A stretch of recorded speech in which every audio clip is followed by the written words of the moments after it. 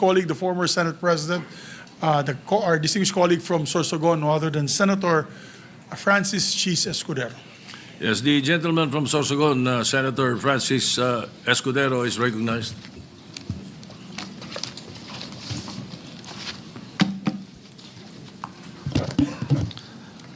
Thank you, Mr. Senate President. Thank you, distinguished Majority Floor Leader.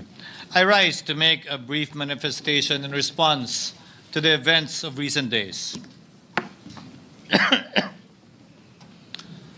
Ginoong Pangulo, meron po tayong kasabihan sa wikang Pilipino.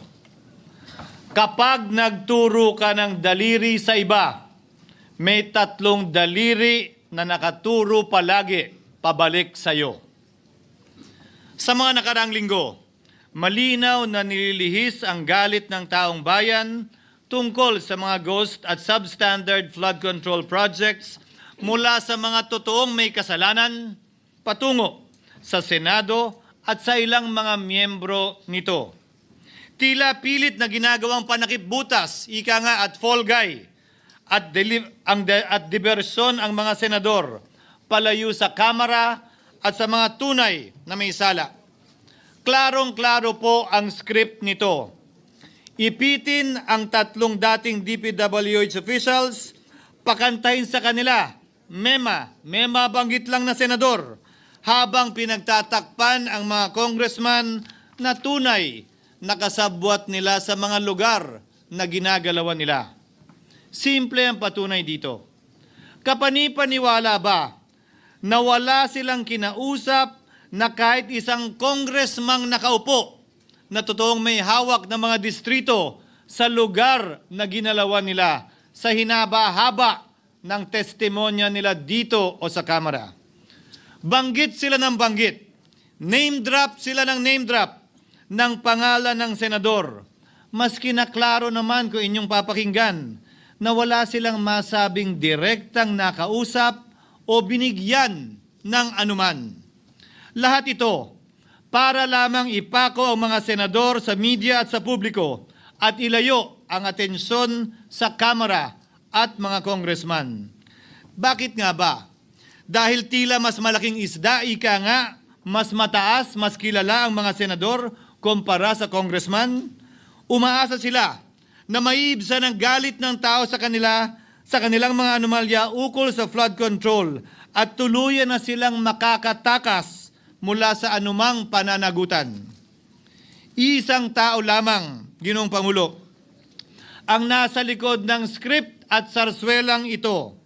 Siya ang dahilan ng kaguluhan, pagkakaaway-away, pagkakawatak-watak na ngayon yumayanig sa ating bayan, maprotektahan lamang ang sarili niya. Ang pangalan niya ay matagal nang bulong-bulungan sa bawat sulok ng bansa, pero ngayon, unti-unti nang sinisigaw ng taong bayan.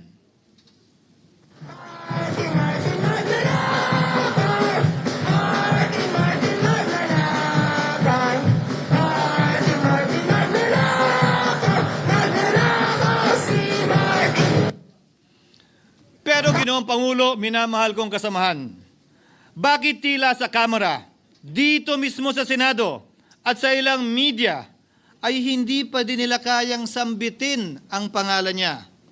Pues, sasabihin ko, Martin Romualdez. Minsan ang binanggit ng mga diskaya ito mismo dito sa Senado, ang kanyang pangalan. Pero agad itong pinabawi nung humarap sila sa Kamara. Binanggit ni Master Sergeant Gutesa ang kanyang pangalan. Pero ultimo notaryo, natunto nila at pinabawi nila ang pagnotaryo. Buti na lang, huli na't nasabi na niya ang pangalan ni Martin Romualdez na pinanumpan dito mismo sa ating Blue Ribbon Committee. Hindi ba't si Ginoong Gutesa, hindi ba't si Sergeant Gutesa lamang, ang bukod tanging testigo na walang kinalaman, hindi sangkot sa flood control issue, walang hininging immunity, deal o proteksyon kapalit ng kanyang pagtestigo. Siya ang kauna-unahang nagtestigo na personal na naghatid ng pera sa bahay mismo ni Martin Romualdez. Ang salaysay niya, Ginoong Pangulo, ay kumpirmasyon ng matagal nang isinisiwalat ni Congressman Chanco at Mayor Magalong kung sino ang ulo sa paglilimas sa kaban ng bayan na ating naririnig na rin. 13,803,693 with Congressman Saldico as proponent. For the record, ang binabanggit po nating Representative Elizaldico, siya po yung chairman ng House Appropriations Committee.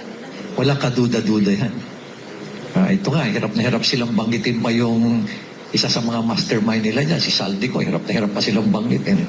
May isa pang mas mataas sa kanya? Hindi naman gagalaw yun kung walang... Siyempre, hindi naman gagalaw yun kung walang pahintulot yung mas mataas sa kanya. Just the House Speaker. Ginoong Pangulo, pahintulutan niyo po ako magkwento ng konti upang patotohanan ang mga salitang ito. Taong 2023 nung tinalaga si Ginoong Kiko Laurel bilang kalihim ng kagawaran ng agrikultura. Bilang suporta sa kanyang mandato, tinanong ko noon ang isang simpleng katanungan sa budget process natin. Bakit mas malaki ang pondo ng flood control kesa sa agrikultura? Why is it that the budget for flood control is bigger than the budget of the Department of Agriculture or the agriculture sector as a whole? The fifth biggest allocation, not even a department, is flood control. And allocating a measly 31 billion for irrigation, for rice. Why? Pagkatapos po noon, tinulungan ko siyang bawasan ng flood control budget at idagdag sa 2024 budget ng Department of Agriculture. Aniya, tumawag daw sa kanya si Congressman Zaldico dahil pinapatanong daw ni Speaker Romualdez, bakit binawasan ang pondo ng flood control? Ngunit wala nang nagawa si Congressman ko dahil sinabi niyang pasayan ng Pangulo. Nung termino ko rin po bilang Pangulo ng Senado, maraming beses po akong tinanong ni Pangulong Bongbong Marcos tungkol sa panukalang budget para sa 2025. Sinabi ko po sa kanya ang buo at tapat na katotohanan para malaman po niya ang tunay na larawan at sitwasyon ng pambansang budget para sa taong yon. Ito marahil, Ginoong Pangulo, minamahal kong kasamahan, ang isa sa mga dahilan kung bakit pinag-utos ng Pangulo ang pag-veto at pag-for late release sa FLR at pag-hold ng malaking bahagi ng budget nila. Marahil, isa rin ito sa mga dahilan kung bakit ninais ng Pangulo na matanggal si Congressman Zaldico bilang chairman ng House Committee on Appropriations dahil sa mga inilahad ko at marahil na-discover din ng Pangulo kaugnay sa 2025 budget. Hindi malayo, Ginoong Pangulo, na naganap din ang mga ito noong 2023, 2024 at mga nauna pang budget kung saan napakaraming ghost at substandard projects ayon kay Secretary Vince Dizon at ayon mismo sa talumpati ng ating kasamahan na si Senator Ping Lacson. Ngunit marahil ay walang naglakas loob na sabihin ang katotohanan kay Pangulong Marcos o magsumbong sa kanya kaugnay sa ilang mga bagay na ito bago ako. Nais ko din pong kumpirmahin ang sinabi ni Congressman Toby Chanco na ang pag-file ng impeachment complaint laban kay Vice President Sara Duterte ginamit na paraan ni Speaker Romualdez para mag-release ng pondo nila na naka-FLR or for late release bago mag-eleksyon. Maski na alam po niya na hindi po ito kayang talakayin ng Senado hanggang sa Hunyo pa mula nung simula. Ulitin ko, ginamit ni Martin Romualdez ang FLR at ang pangalan ng Pangulong Marcos upang itulak ang kanilang unconstitutional na impeachment complaint. Sabi nila, pumirma kayo dahil kung hindi lalabas ang pondo nyo na naka-FLR bago mag-eleksyon. Subalit, Ginoong Pangulo, hindi ito umubra. Hindi ito umubra dahil tinanggihan ito ni PBBM. Sinabi niyang walang ganyang uri ng usapan at sinabi niyang hindi niya gagawin yon. Kaya't hanggang ngayon, nananatili pa rin for late release ang mga questionableng pondo nila. And that is why, Mr. President, distinguished colleagues, at the height of the impeachment controversy and amidst the passion of some sectors to remove the Vice President at all costs, I urged prudence and level-headedness because I knew that greed and not accountability was the reason behind it. In the end, Mr. President, the Supreme Court vindicated us. The Supreme Court vindicated us by saying, among others, quote, "There is a right way to do the right thing at the right time. This is what the rule of just law means." Close quotations. Ginoong Pangulo, sinisi po sa akin ni Speaker Romualdez ang pagkakatanggal kay Congressman Zaldico. Sinisi po niya sa akin ang pag-FLR or for late release ng kanilang mga proyekto. Sinisi po niya sa akin ang pagkakadismiss ng impeachment complaint laban kay VP Sara na nakikita niyang makakatunggali niya sa susunod na halalan. Sinisi din niya po sa akin ang pagkakasira ng kanilang maitim na balakin sa 2025 budget na nagawa nila ng walang balakid na mga nagdaang taon. Ginoong Pangulo, naging tapat ako at ginawa ko lamang ang aking tungkulin. Kung ano ang tingin kong tama at nararapat para sa bansa at sa sambayanan. Subalit, sa kabila po nito, nagsimula na ang lahat ng bira, paninira at kaso laban sa akin at sa Senado. At ang nasa likod ng lahat ng ito, walang iba kung hindi si Martin Romualdez. Ika nga ni Mayor Magalong na ngayon lamang nakita ko sinisiraan na rin ngayon. Bakit ko ba nilabanan at binisto sila Speaker Romualdez mula noon hanggang ngayon kung kasabwat at kasapakat lang din nila ako? Hindi ko po gagawin yun. Sa sahig ng tennis court, ang nasabing gusali sinimulang pinatayo noong ika-6 ng Oktubre taong 2022 at ang kontraktor, ang St. Gerard Construction na pagmamayari ng mga diskaya na nasangkot ngayon sa mga maanumalyang flood control projects. Dahil dito, kwenasyon ng ilan ang pagiging special advisor ni Mayor Benjamin Magalong sa ICI. Lalabanan ko ba yung ang lalakas na yan, sila Speaker? Lalabanan ko ba yung mga mayayaman na yan? Kung ako'y bulok, I fought for what is right. Ano nga ba ang ginawa nila sa akin? Una, hinalungkat ang isyu ng campaign contribution na tinanggap ko mula sa isang individual na may-ari ng kumpanyang nakakuha ng kontrata sa gobyerno. Inipit niya ang budget ng COMELEC sa Kamara dahil dito at binusisi ang di umano kaso kong ito. Subalit, Ginoong Pangulo, tulad ng sinabi ko sa simula ng aking talumpati, kapag ka nagturo ka ng daliri kanino man, may 3 daliring nakaturo pabalik palagi sa iyo. Anong nangyari? Hindi ba't biglang may lumabas na ulat ng PCIJ na ang dami naman palang opisyal, hindi lang senador, mas mataas pa ang tumanggap din ng ganung uri ng kontribusyon noong 2022 elections? Ang tanong ko ay simple. Kung legal at walang mali sa ginawa nila, edi dapat legal din at tama ang ginawa ko. Pero bakit ako lang ang iniimbestigahan tungkol dito? Higit pa doon, Ginoong Pangulo, hindi ba tayon kay Mayor Magalong merong 67 na miyembro ng Kamara na kontraktor? Ito po ay mga miyembro ng Kamara na may construction firm na nakakuha ng kontrata sa gobyerno. Kung bawal talaga ito, ibig sabihin ba niyan, bawal na nilang gastusin ang sarili nilang pera para sa kanilang sariling kandidatura? Bakit hindi din binubusisi yun? Bakit hindi inaalam yun? Ako lang talaga? Pangalawa, inintriga ni Martin Romualdez ang dating liderato ng Senado dahil sa pagkakaupo at pagdinig ni Senator Marcoleta sa Blue Ribbon Committee dahil marahil sa pananaw niya ay hindi siya safe kay Marcoleta. Ngunit, Ginoong Pangulo, sa hindi niya inaasahang pagkakataon, nung araw ding yun, nagsalita ang mga diskaya, pinangalanan ng 17 congressman na kasosyo niya, kabilang ang pagbanggit na naman ng pangalan ni Martin Romualdez. Karamihan sa mga kawani ng DPWH na nabanggit sa itaas ay paulit-ulit na binabanggit ang delivery ng pera ay para sa kay Zaldico na dapat at least 25%. Si Kong Marvin Rillo naman ay ilang beses na binabanggit ang pangalan ni Speaker Martin Romualdez bilang kanyang malapit na kaibigan.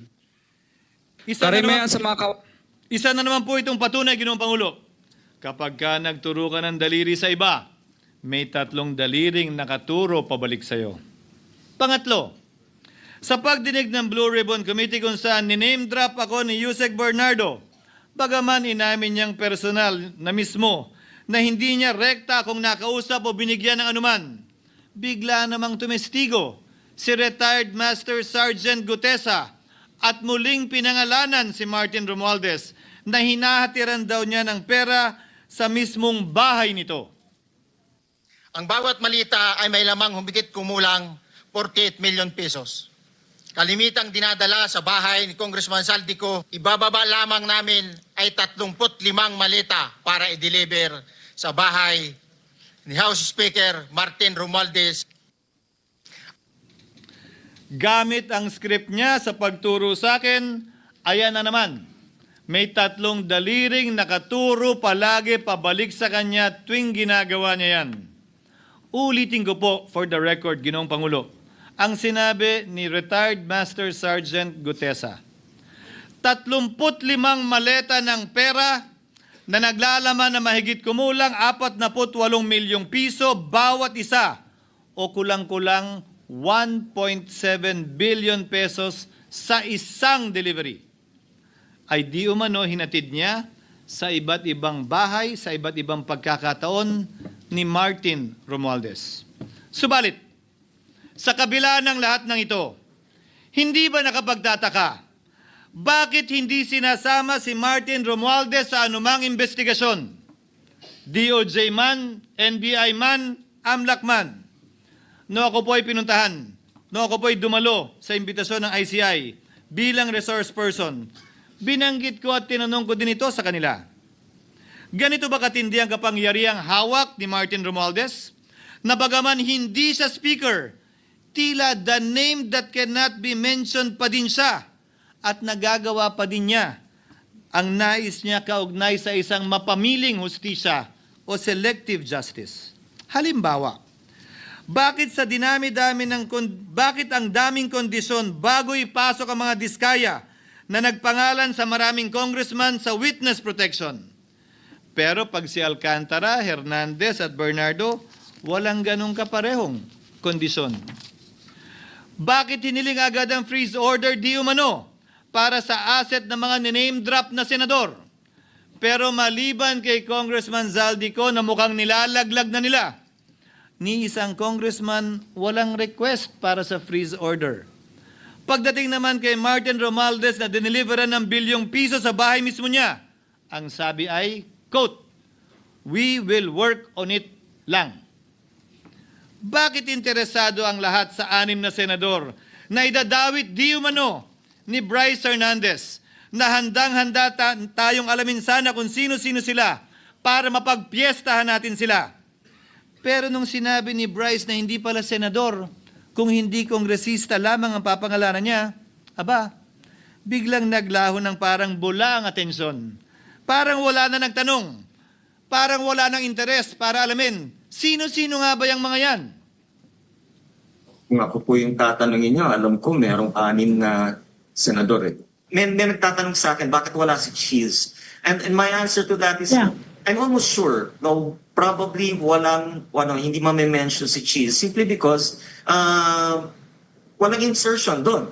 Sa Bulacan. Escudero, wala doon. Hindi po senador yung laman nung computer ko. So fake news yun, ha? May 6 na senador na nunumbrahan mo daw. Mga congressman yung nasa computer mo. Yes, yung nasa computer ko po, congressman po. Okay, thank you.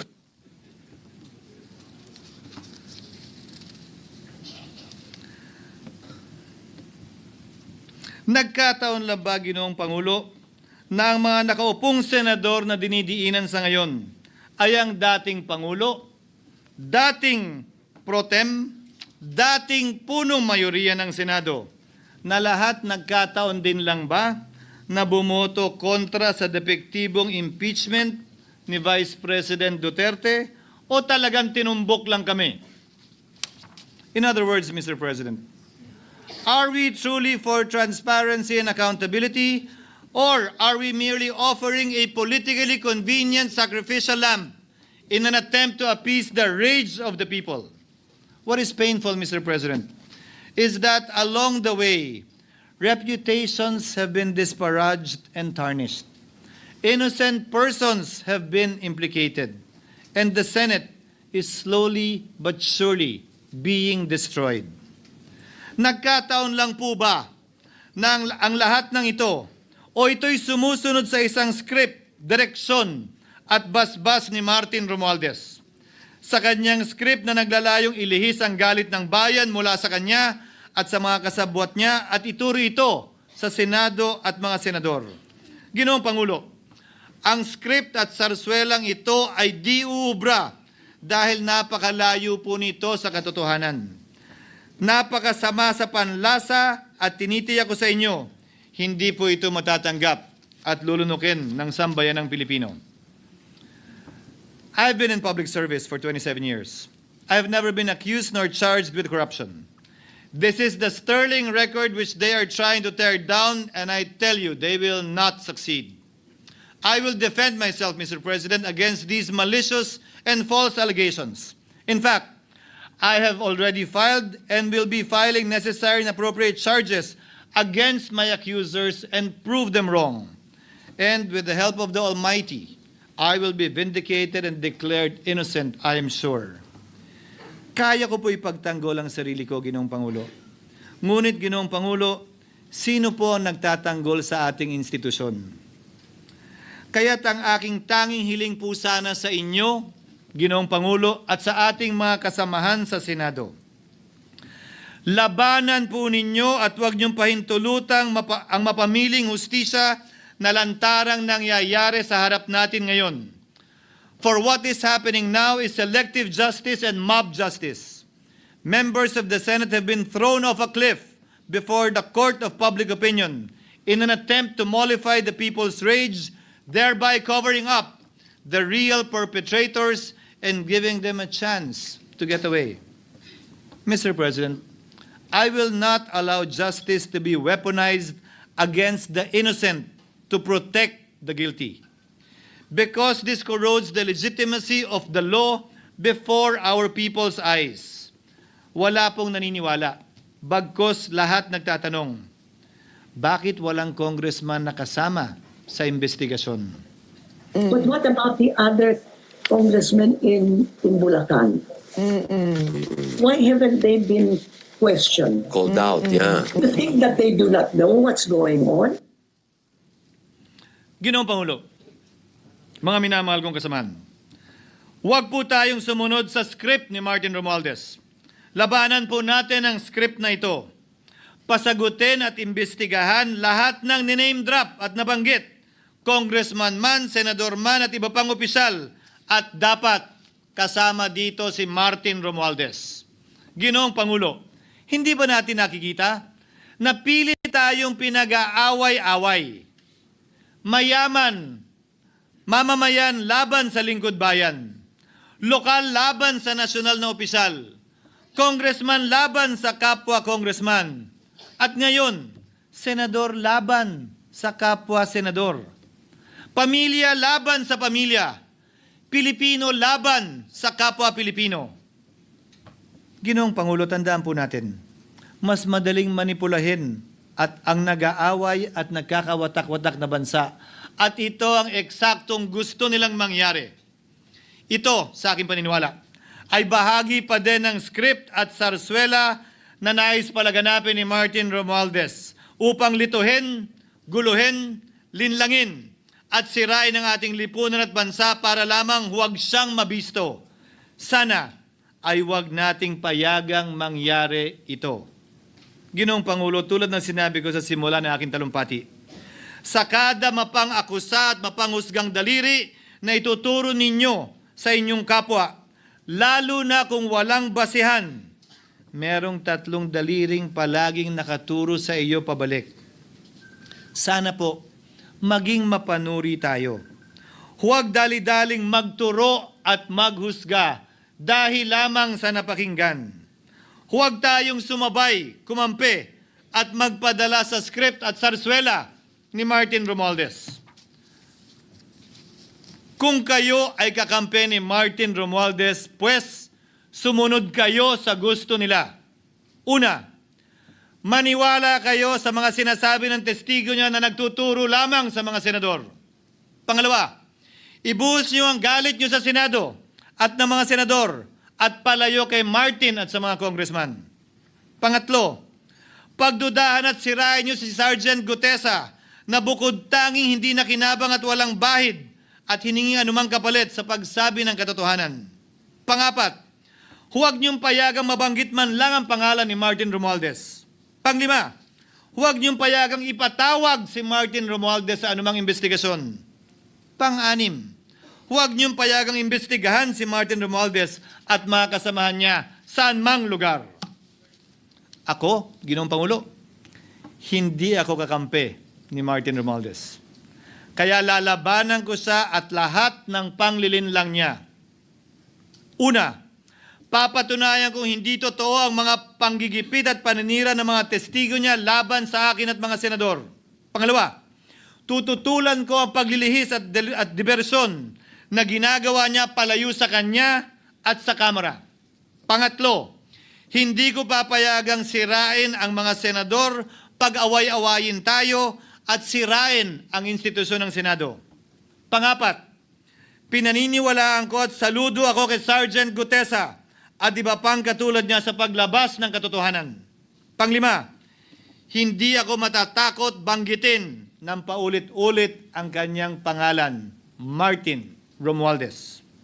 At ipaglalaban kong ipatawag at imbestigahan si Martin Romualdez at lahat ng kanyang mga kasangkot at kasama. Ginoong Pangulo, mga minamahal kong kababayan, kung nais niyong lumitaw ang katotohanan, kung nais niyong panagutin ang tunay na salarin, kung nais po niyong makulong ang tunay na may kasalanan, huwag ninyong kampihan si Martin Romualdez.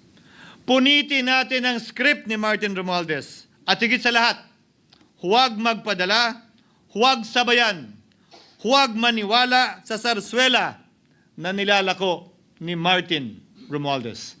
Maraming salamat po, Ginoong Pangulo, at magandang hapon po sa ating lahat. Thank you, Senator Francis Chis Escudero. Majority Leader.